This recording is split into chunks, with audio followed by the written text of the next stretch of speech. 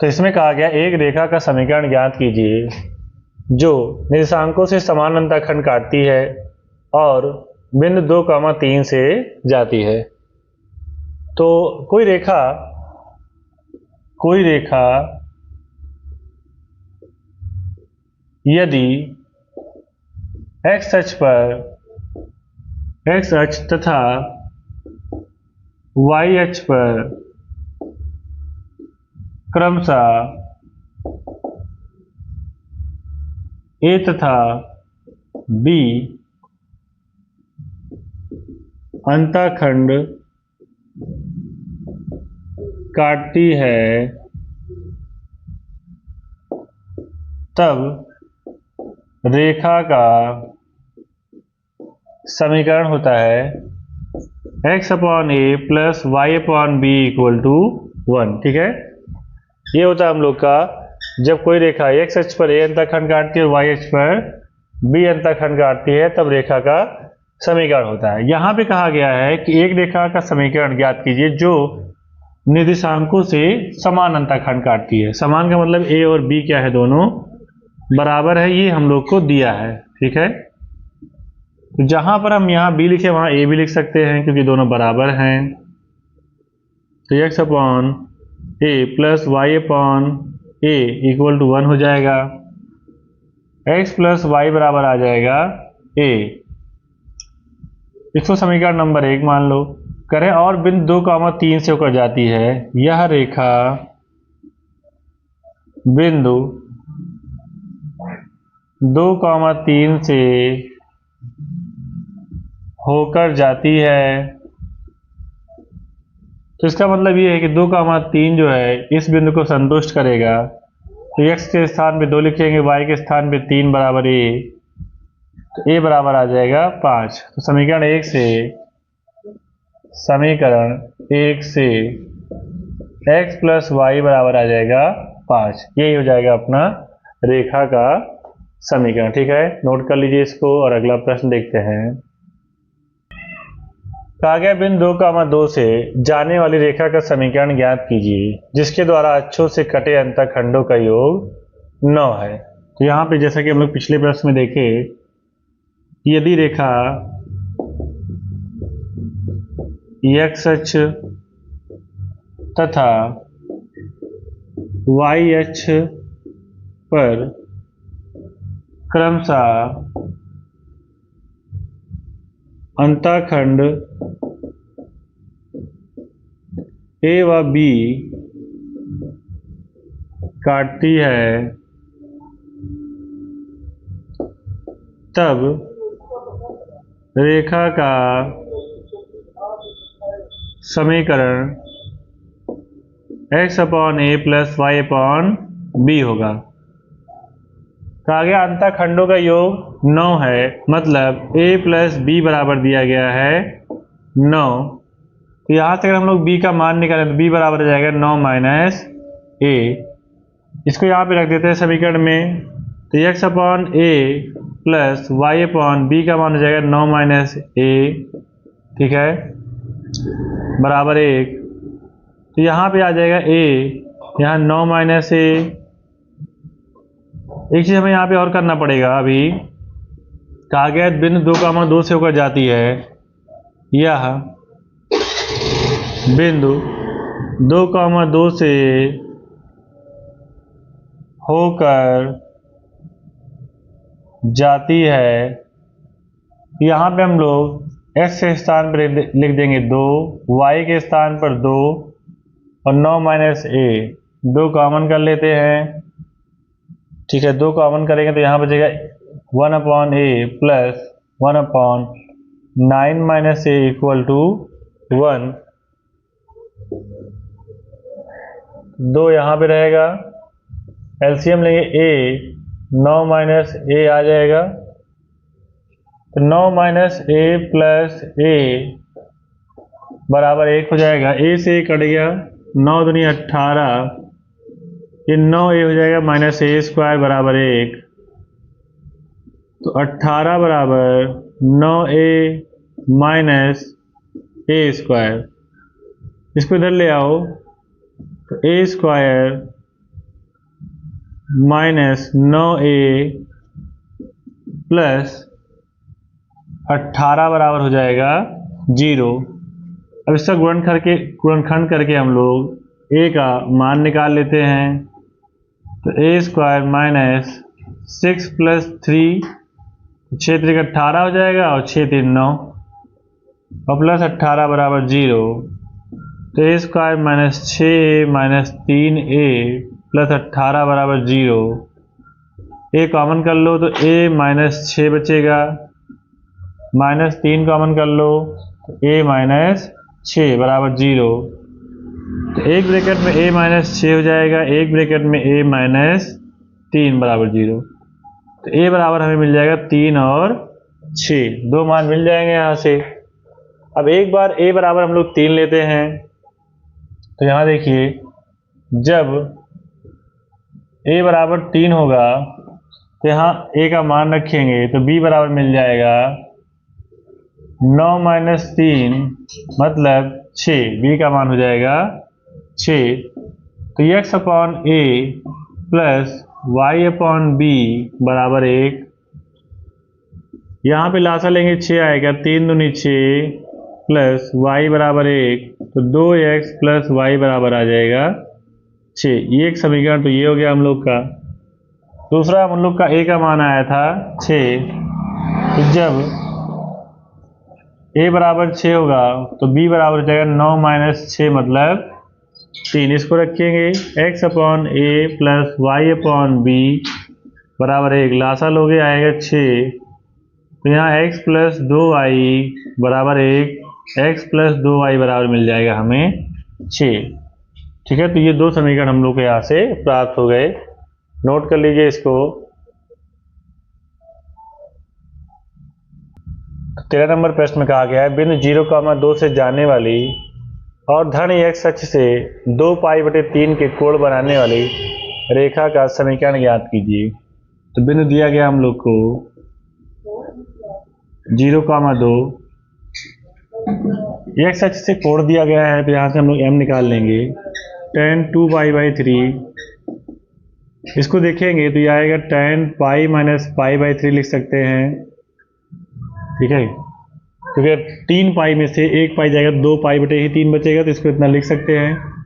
ये जा रहा है दूसरे चतुर्थांश में, दूसरे में tan होता है माइनस का, माइनस tan पाई/3 और पाई/3 की वैल्यू होती है यहाँ पे tan √3 हो जाएगी, तो इसका मान आ जाएगा -√3। ठीक है, तो 0,2 और -√3 से होकर जाने वाली रेखा का समीकरण हो जाएगा y minus y1 m x minus x1। तो y माइनस y1 हो गया, m है माइनस का √3, x माइनस x1। तो y माइनस 2 बराबर हो जाएगा माइनस √3x। इधर ले आएंगे इसको तो √3x प्लस y माइनस 2 बराबर 0। तो ये हो गया रेखा का समीकरण। कहा गया इसके समांतर, तो इस रेखा के समांतर रेखा की प्रवणता जो होगी उसे दर्शा देते हैं मान लो m1 से, तो वो भी माइनस का √3 ही होगी क्योंकि ये इसके समांतर है। ठीक है, तो समांतर रेखा की जो प्रवणता होती है वो सेम होती है। ये हो गया। और कहा गया है y अक्ष को मूल बिंदु से 2 इकाई नीचे, तो जो बिंदु हो जाएगा अपना y अक्ष से 2 इकाई नीचे है तो x पर तो 0 रहेगा, y पर हो जाएगा -2।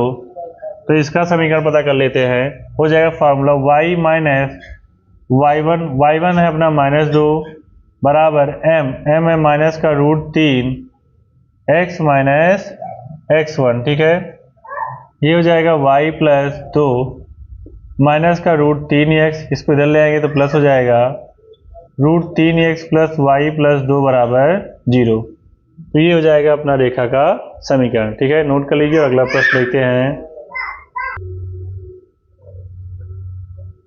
14 नंबर प्रश्न कहा गया मूल बिंदु से किसी रेखा पर डाला गया लंब रेखा से बिंदु -2,9 पर मिलता है।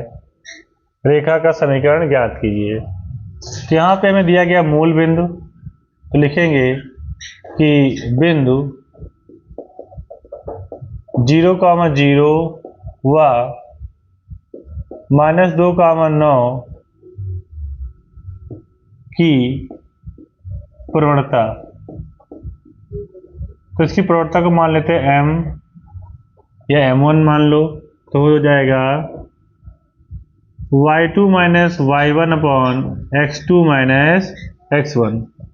इसे मान लो x1 y1, इसे x2 y2, तो यहाँ रखेंगे तो 9 माइनस 0 और x2 है -2 माइनस x1 आएगा माइनस का 9/2। तो बिंदु 0,0 व -2,9 पर लंब किसी अन्य रेखा की प्रवणता, इसको मान लेते हैं m2 है, तो ये हो जाएगा -1/m1। तो यहाँ रखेंगे माइनस माइनस प्लस हो जाएगा 1/9/2 हो जाएगा 2/9। फिर जब दो रेखाएं परस्पर लंब होती है तो उनकी प्रवणताओं का गुणनफल बराबर होता है -1 के। तो यहाँ पर इसकी प्रवणता पता कर लिए। अब ये जो है प्रवणता 2/9 व -2,9 से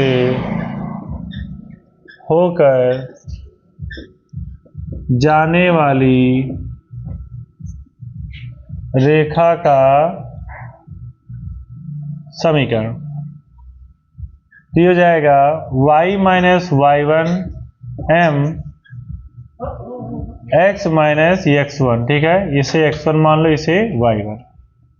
9 के इधर भेज दो, 9y और 9 9 81, 2x प्लस 2 दूना 4, तो इसे लिखेंगे 2x minus 9y plus 81 plus 4 बराबर 0। 2x माइनस 9y और प्लस 85 बराबर 0 हो जाएगा। ठीक है, नोट कर लीजिए इसको। अगला प्रश्न देखते हैं। 15 नंबर प्रश्न में कहा गया है, तांबे की छड़ की लंबाई L सेंटीमीटर में सेल्सियस C का रैखिक फलन है। एक प्रयोग में यदि L बराबर दिया गया है 124.942, जब C बराबर होता है 20, जब C बराबर 20 है तो L बराबर है 124.942, और जब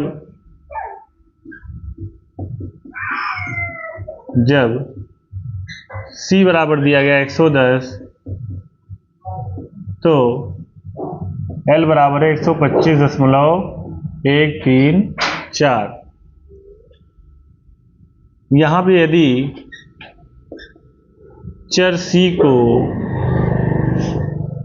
x अक्ष के अनुदेश तथा L को y अक्ष के अनुदिश लें, तब इसे मान लेते हैं x1 y1 x2 y2। तो इसके हिसाब से हम लोग फार्मूला बनाएं, तो फार्मूला होता है y, तो यहाँ पे हमने y माना है, L को लिखेंगे L minus L1 L2 minus L1 upon C2 minus C1 और C माइनस C1, ये फार्मूला बन जाएगा। तो L माइनस L1 हो जाएगा अपना 124.942 बराबर L2 125.134 134 माइनस 124.942 बटे C2 110 माइनस 20 और C माइनस C1 मतलब 20 आ जाएगा यहाँ। मतलब इसे C1 और L1 मान लो और इसे C2 और L2 मान लेते हैं।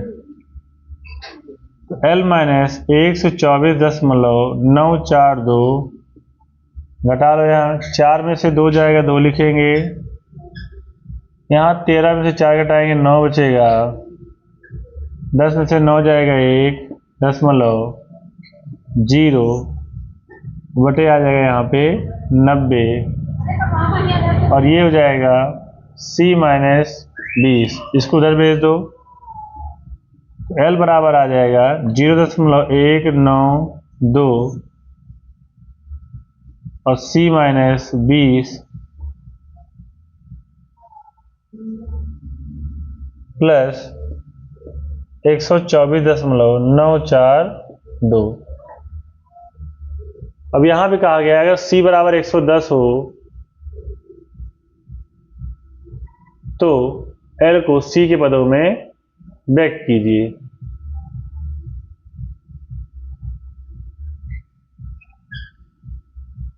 तो यही हो जाएगा हम लोग का सॉल्यूशन, क्योंकि हम लोग कहा है L को C के पदों में, तो ये L आ गया अपना C के पद में, नोट कर लीजिए। तो 16 नंबर प्रश्न का, किसी दूध भंडार का स्वामी प्रति सप्ताह 980 लीटर दूध 14 रुपये प्रति लीटर के भाव से और 1220 लीटर दूध 16 रुपये प्रति लीटर के भाव से बेच सकता है। विक्रय मूल्य तथा मांग के मध्य के संबंध को रैखिक समीकरण या रैखिक मानते हुए यह ज्ञात कीजिए कि प्रति सप्ताह वह कितना दूध 17 रुपये प्रति लीटर के भाव से बेच सकता है। तो यहाँ पर हम लोग विक्रय मूल्य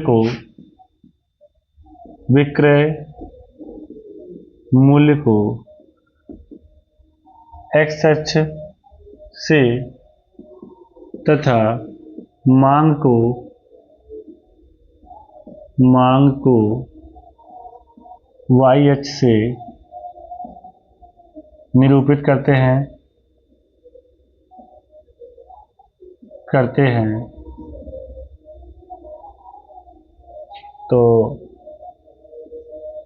पहले हमें विक्रय मूल्य दिया गया है 14 रुपये 980 लीटर का और 16 रुपये दिया गया है 1220 लीटर का।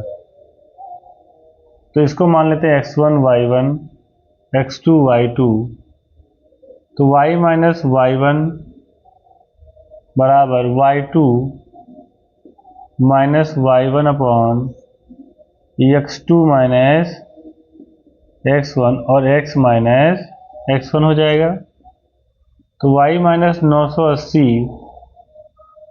यहाँ घटाएंगे 0, 12 में से 8 घटाएंगे 4 बचेगा और यहाँ 11 में से 9 घटा देंगे तो 2 बचेगा और बटे 2 x माइनस 14 काट देंगे इसको, 2 एक कम 2, 2 दूना 4, x माइनस 14 आएगा। इसको उधर भेज दो तो y बराबर हो जाएगा 120 x माइनस 14 और प्लस 980।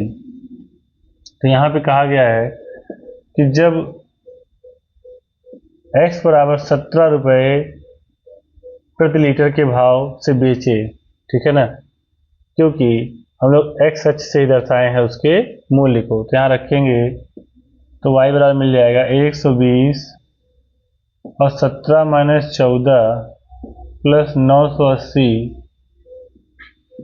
तो 120 गुणे यहाँ कितना हो जाएगा 3 और प्लस 980,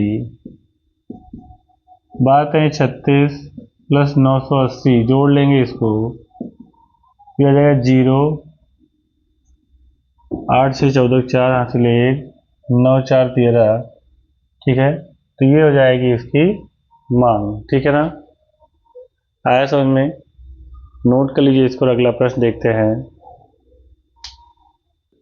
कहा गया अक्षों के बीच रेखाखंड का मध्य बिंदु P A, B है। दिखाइए कि रेखा का समीकरण x/a + y/b = 2 है। कहा गया अक्षों के बीच रेखाखंड, यहाँ हम लोग अक्ष लेते हैं, x अक्ष है और ये y अक्ष है। इसके बीच रेखाखंड का जो मध्य बिंदु दिया गया है P, वो A, B है।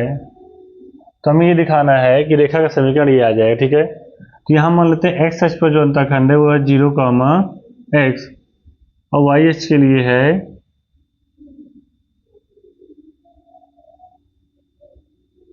यहाँ पर हो जाएगा x, 0, और यहाँ 0, y होगा। ठीक है,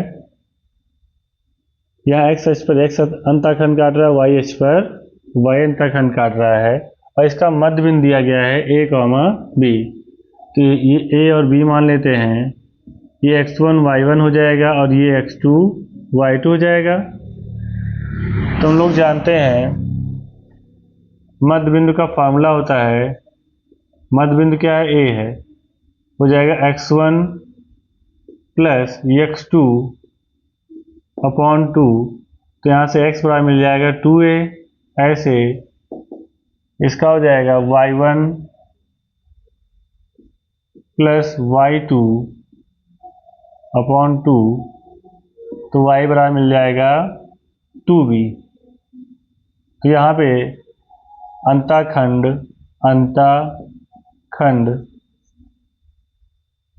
x तथा y के लिए रेखा का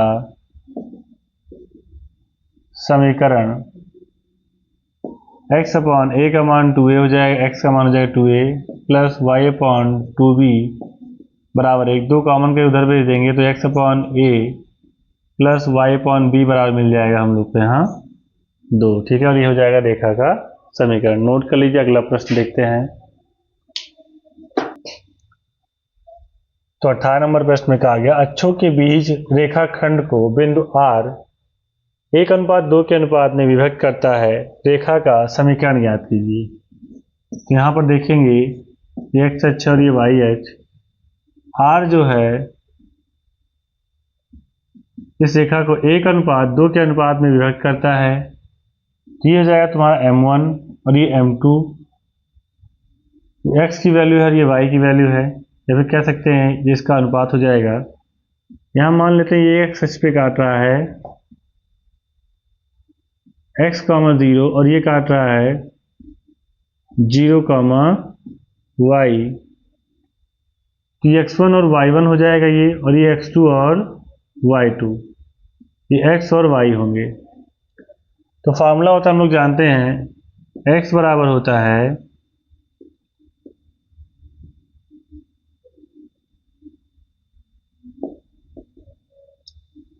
m1 x2 plus m2 x1 upon m1 plus m2, और ऐसे y बराबर होता है m1 y2 plus m2 y1 upon m1 plus m2। यहाँ से देखें x का मान है h,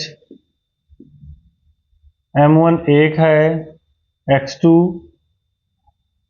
है 0 प्लस m2, x1 x है 1 प्लस 2। तो h बराबर हो जाएगा यहाँ पे 2x बटे 3। तो x बराबर आएगा 3h बटे 2। y का मान निकाल लेते हैं यहाँ से।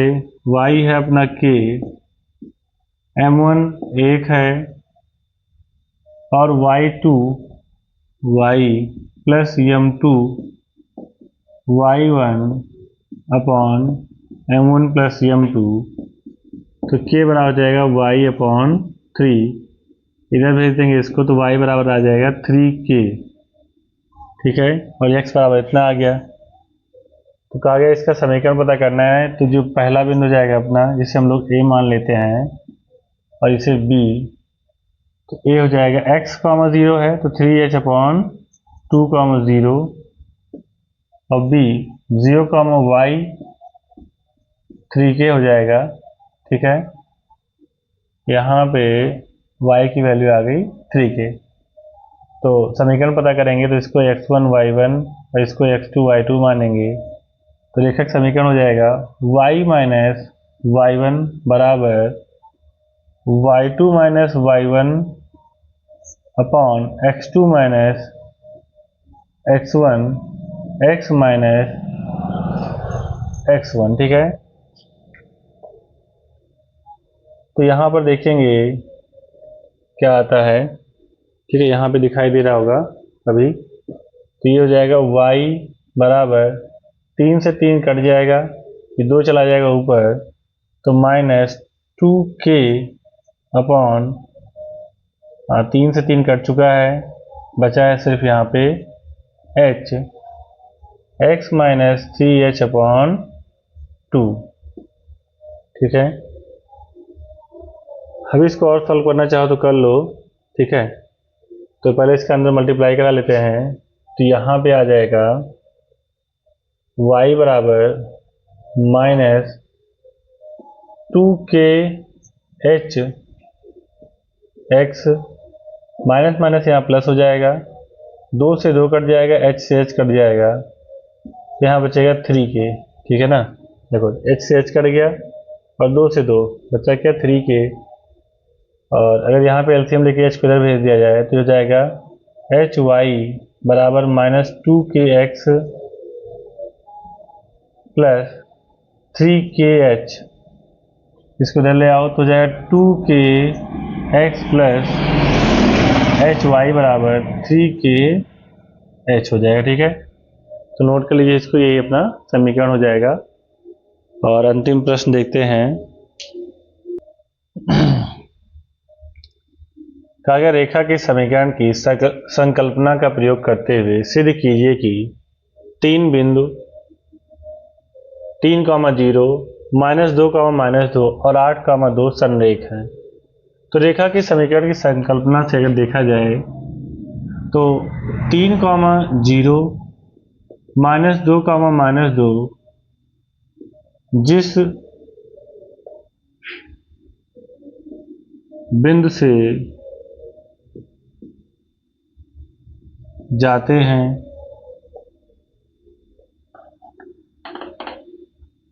जिस रेखा पर होंगे उसी पर 8, 2 भी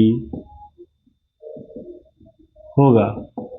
तो हम लोग इसके समीकरण बना लेते हैं x1 y1 x2 y2 y minus y1 y2 minus y1 upon x2 minus x1 और x माइनस x1। तो y बराबर आ जाएगा -2/-5 और x -3, तो ये हो जाएगा 5y और 2x -6, 2 का अंदर गुणा करा दिए तो 2x, और इसको उधर भेजेंगे तो ये हो जाएगा -5y बराबर 6। ये आ गए इन दोनों बिंदुओं को लेकर समीकरण। अगर ये 8, 2 इसको संतुष्ट करता है तो इसका मतलब तीनों एक ही रेखा पर हैं। तो x बराबर 8 और y बराबर 2 रखने पर 2 गुणे 8 माइनस 5 गुणे 2 बराबर 6, तो 8 दूनी 16, 5 दूनी 10 बराबर 6, तो 6 बराबर 6 आ गया, मतलब लेफ्ट हैंड साइड बराबर आ गया राइट हैंड साइड के। तो इसका मतलब ये है कि ये तीनों बिंदु जो है एक ही रेखा में है। तो इस तरह से ये प्रश्नावली हम लोग की समाप्त हो गई। अब मिलते हैं हम लोग अगले वीडियो में। आप लोग प्रश्न को नोट कर लीजिए।